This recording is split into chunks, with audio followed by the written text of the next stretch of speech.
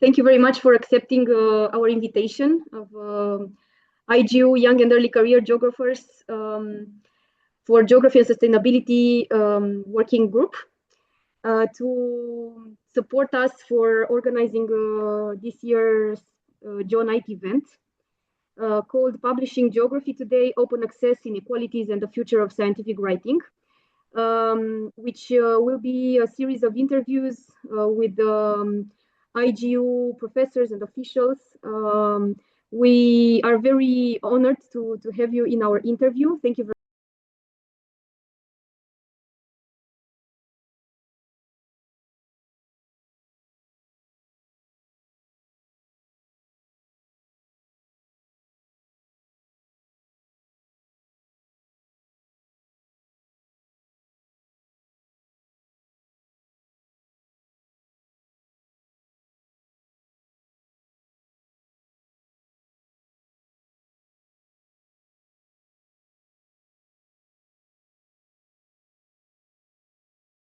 You know, I think as we think about publication cultures and whether or not different types of research are being valued the same way, I think we really get at the heart of the fact that research is evolving very, very quickly, and that some of the ways in which we conduct research have long legacies and others are really new. But I want to say in particular that each publication or each journal, each place that people are publishing cultivates their own sort of culture. So every journal, for example, has a culture of its own, and it emphasizes different subdisciplines within the broader geography discipline. And so I guess as a human geographer who relies on qualitative data and often in-person interviews and participant observations and other types of data that are sort of in place when we're working with communities, some of it takes months to collect. And so I understand that it can kind of feel like these efforts sometimes are undervalued in journals, and that especially journals that maybe focus specifically on high-level modeling of secondary data sets. I think sometimes those become very persistent in our minds and as to how research is being done. But I also want to present sort of a perspective that there's a wide range of journals out there, and many of them do value field-based qualitative research. And I think the challenge for each individual scholar is to figure out what journals really speak to the individual scholar's identity and in terms of as a researcher and to their specific research topics and strategies and methods. I think that when we really look at how those journals have evolved, they evolve because of people who are engaged with them and people who are contributing to them. So as we think about like what is the evolution of a journal over time, I would say the way to influence how a journal works is to not only to submit your work, but also to become a regular and dependable reviewer, to join the editorial board, to eventually become an editor, really seek out those journals that are doing the things and highlighting the research and the types of research that we think is valuable. And by we, I mean each and every one of us has an individual perspective on what research, what methods, what strategies, what perspectives are valuable, and to invest in those places. I mean, there's hundreds and hundreds of journals that we could publish in. I think when we call out those journals that are valuable to us, that are doing the things that we as scholars want to see done, then those are the journals that thrive. And so investing our time in those places is really, I think, important. And shaping those journal cultures happens through the investment of the individuals who are involved in the editorial boards and the reviewers and so forth.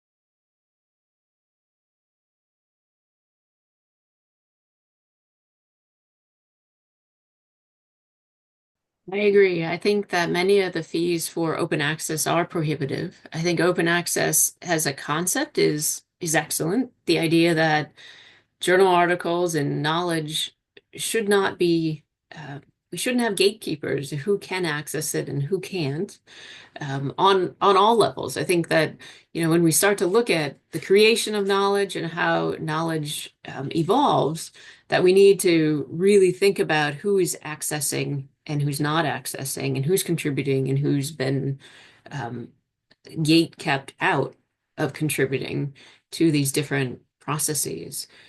However, with those fee structures, I think we are systematically eliminating groups of scholars who can't afford those high fees. And I think that this is a concern that's shared around the world. I think it depends on where you're located geographically, what the investment is of your university or your government in terms of providing resources. I think it's gendered. Um, I think it differs by subdisciplines as well. So I think all of these different dimensions are really important to consider in terms of open access because it isn't truly open access to everyone, not in the way it's currently laid out. I think that, some of what's really important about creating open access and the ways in which we might think about minimizing some of that open access, some of the hurdles to using it might include things like collaborative research that can leverage funds, right? Research that involves scholars from different universities or different places, different geographies, who might have more resources or can combine resources. I think collaboration often helps us transcend some of the barriers that are there. But on the journal side, I think that um, scaling the costs is a first step. I mean, open access, honestly, I think we should have open access to all our journals.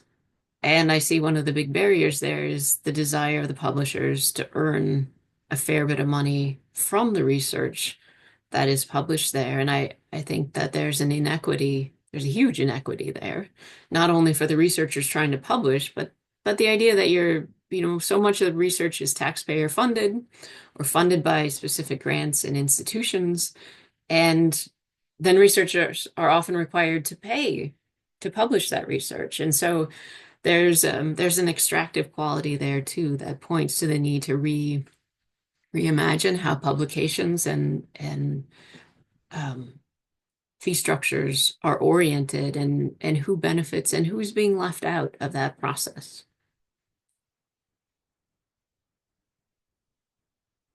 Yeah, indeed, there is a strong and growing concern about uh,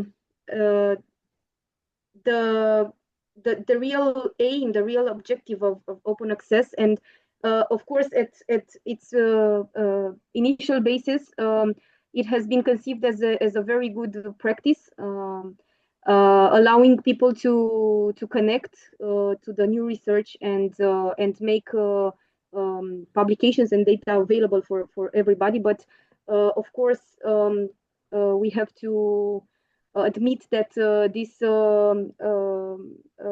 make this open access world, let's say, makes it a little bit more difficult for countries with less financial resources to keep the pace, let's say, with the real world research nowadays. So building on this idea of unequal access and structural disparities, I would like to address another sort of related question. If you think that current open access models risk reinforcing north-south or east-west inequalities in academic publishing, and in this question, north-south inequalities and east-west in academic publishing and open access opportunities. Um, just to detail a bit, when I refer to East-West, I'm also thinking at the gap between opportunities for financial support for publication in open access journals between, let's say, Eastern Europe and Western Europe and the United States. Because in former communist countries, researchers, and especially the young ones, really struggle to survive from their salaries and do not have real support for open access publications by their institutions, or they should bring their own projects to ensure the amount of money necessary to publish the minimum, let's say, number of articles required for their role. So how do you see this gap in our daily world? Um, I see the gap, and I see that it's there, and I have less experience with it than many others, and so speaking from that position, but I really see open access sometimes as sort of a cascading disadvantage, right? You start with an article that is not open access, that's published in a top tier journal, but it's not one of the open access ones because the fees were too high. And because it's not open access, then there's less readership, potentially. And then there's potentially fewer citations because there's less readership. And then that directly impacts the scholars in terms of their citation scores. And it also means that the research itself isn't seen as visibly, it's not as visible as other types or other papers that are open access. And so, like I said previously, open access really has this potential to really, highlight researchers from all over. But if it's gatekept, if all researchers don't have equal access to open access, then all we're doing really is reinforcing, those inequalities and the cascading disadvantages that occur. So I think that as we look at open access, I think we really need to look at those journals that are friendlier to publishing a wide range of research at lower prices, to new journal models that are allowing more open access and fewer barriers to open access. But also we need to balance, there are some journals out there that are open access and their peer review process isn't as robust as other of the top tier journals. And so I think there's a balance there too, that open access also needs to still maintain peer review and really robust peer review and provide this opportunity equally or equitably to all individuals all scholars who are submitting to that particular publication. So yes, I absolutely do think there's a risk there. And I think we see it in, like I said, in sort of that cascading disadvantage. You don't have access to one thing. So maybe I, as a researcher, don't publish one of my articles as open access because I didn't have the funds to do it. And then you have these other things that now are no longer available to me that are available to other people because they had the money to purchase the open access.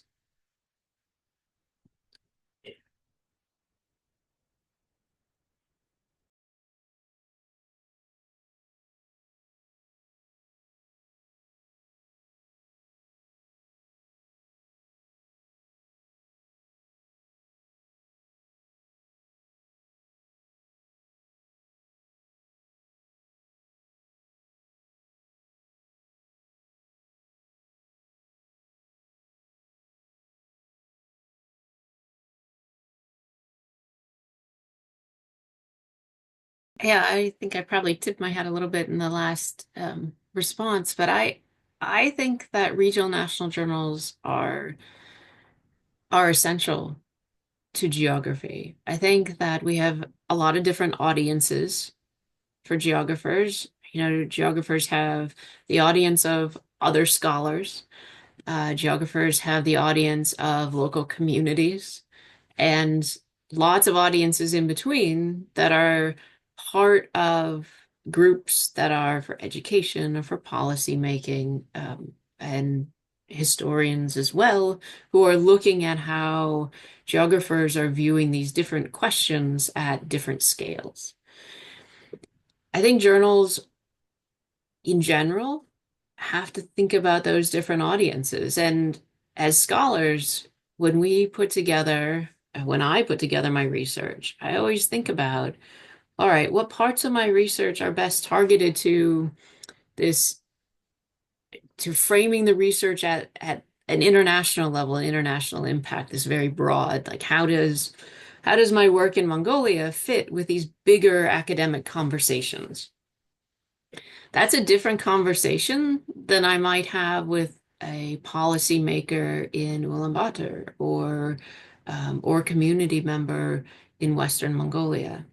And the same is true of the work that I do in the US. You know, the audiences vary quite a bit. And yes, I think there are journals that are, from an academic perspective, going to be um, to have really high index scores because they're the ones, at least in human geography, that are doing more theoretical work and more conceptual work. And yet, those aren't the journals that are probably the most valuable to policymakers. Policymakers are looking for a very different type of information. So I think when I put together my research, I think about the the pieces of my work that can be published in these um, high impact scholarly journals. And I think about the pieces of my work that might be published in regional journals, for example, that have a different audience. So it's the academic index score might not be so high, but the local impact is high. And so one of the problems I have with index scores and with individual researcher index scores is that it undermines the value of work that geographers and other scholars do that isn't specifically about the academic, right? Because so much of the work that we do, especially as geographers, has place-based importance. And just depending on what area of geography you're in, maybe that's place-based importance in local political structures, or maybe it has to do with cultural resilience, or maybe it has to do with local biodiversity, right?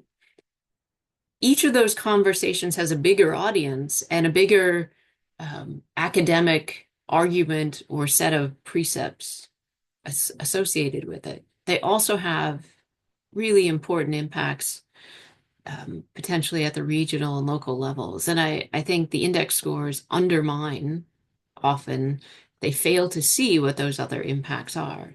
And yet, at the same time, when I review grant proposals, one of the things that granting organizations want to know is what are those impacts to community and society? Like, how is this research going to benefit the broader society?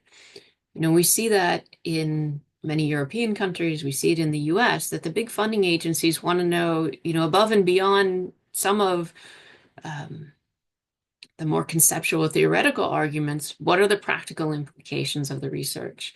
And I think often our regional national journals capture more of that than maybe, and that's, it's not exclusive. All of these journals are very different, but I think they have different audiences. I think they have different purposes. It's all research that academics and scholars are doing, and it's all very important. But knowing like where to place a different one paper versus another paper and who that audience is, I think that's where the valuation has to be thought about a little bit more broadly, in in my opinion.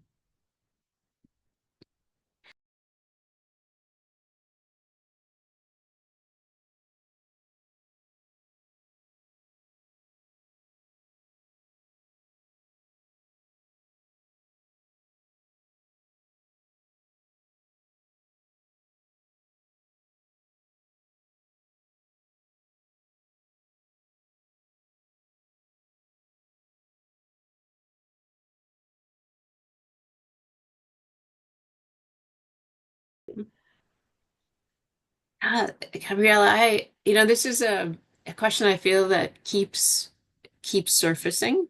And it's an interesting question, particularly at this moment in time, because all of a sudden, in the last couple of years, we've seen AI take off. And it's interesting to me because of all the different conversations we have about AI and its pros and cons and so forth, one of the dimensions that I think is worth considering is that AI translation, as it becomes more accessible, has the potential to allow many more publications that are uh, in local languages to be easily translated and English language articles to be translated into local languages. And so, with that reciprocity, we have this opportunity to um, promote and continue to promote local language publications that historically have reached audiences who were fluent in these languages, but maybe left out audiences that weren't. And reciprocally, that with new advances in AI, both those who are fluent and those who are not can access the content. So maybe thinking about it in the sense that an article, so for me, when I'm thinking about publications, maybe in Mongolian and how to engage with that literature in an effective and efficient way, when I can translate those publications into English, it's much easier for me to incorporate the ideas of those authors who are dominantly from a background in Mongolia. And that gives me a whole different perspective on what I'm looking at. And so I think now local language journals and articles are moving into a new position where they might be able to leverage both audiences. And I'm really hopeful that that's the case, but I also think it's a really new way of thinking about it. So I guess in my opinion, really ethical research includes creating research products that are in local languages, that are focused on populations and outlets and research outputs that are representative of the places that the research is about, and communicates in local languages and should continue to support the diversity of languages and scholarship in different languages. And I see this potential window of opportunity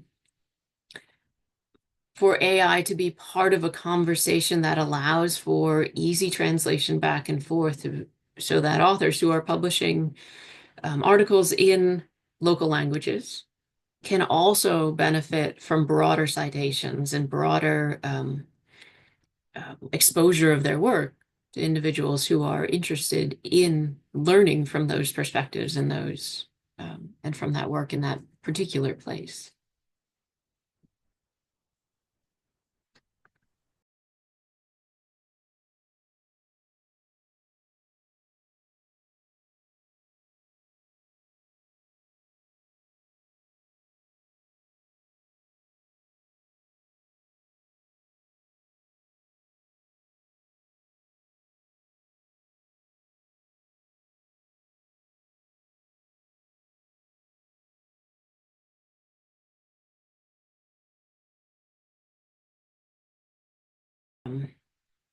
Different audiences in a sense. So, when I work with colleagues who are in other places, there's certain things that I can bring, and there's other resources that they might be able to bring. But when we put those, and neither one of us can do this on our own, but when we put those resources together, we're able to do more. And I realize that not all research is something that can be done with multiple people. But one strategy for combining resources is to have some projects that combine researchers where they can bring different types of resources together, whether those are financial resources or access to grants and opportunities that might be in one place but not in another place. Those are some thoughts. They're not, I mean, it is challenging. And I think especially as money for science becomes more and more scarce, it becomes harder to do. But I think when we work together, when we can join smaller research teams together, there are more people working on the research itself, the publications that go out, the media, the social media promotion of research. I want to also say that inviting each other, early career geographers, inviting other early career geographers to give guest lectures virtually. There's so much now that you can have a presence in a place, in a classroom, amongst graduate students with virtual engagement that we weren't able to have previously. And that's another way that's sort of low cost, but you can do guest lectures, you can have panels together. They don't have to be associated with conferences, of course, that they can, but that type of engagement increases exposure and allows individuals to get their research out there in different ways that are also lower cost. And I would also say to be selective about travel and conferences. Choose the best places to go. As when I was an early career geographer, I could afford only, one or two conferences a year. And they were almost exclusively in the US.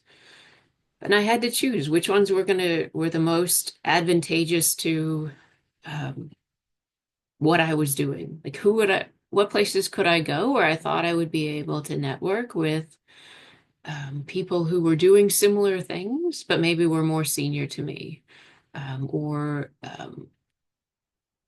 where might I be able to contribute more than just a paper, maybe a paper and panel session, or maybe I'm part of a specialty group or commission, or, where are those places that have the most value?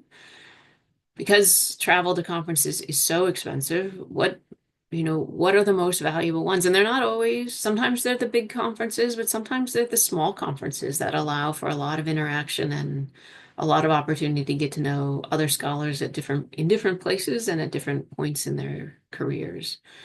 So I think really a multi-pronged strategy, and a lot of it is about collaboration. It doesn't have to be immediate collaboration. We're working on the same project, but maybe we're working on the same topic in different places and we're going to collaborate on a panel session. And we're going to, because those types of connections really do pay off over time, because, it's investments in your research, but also in someone else's research. And that, at least it's been my experience, that over the following 5 to 10 years, you come back to the people that you've worked with on these different panels, committees, organizations, and it's really helpful then when you're thinking about how do I put together another project, where should I go to publish or find grant money, and those networks become really essential. So that I don't think there's any, unfortunately, it is a tough time, but I also think that there are ways to mitigate some of the negative impacts and really to thrive. But it's a different style of working that's above and beyond just the research itself.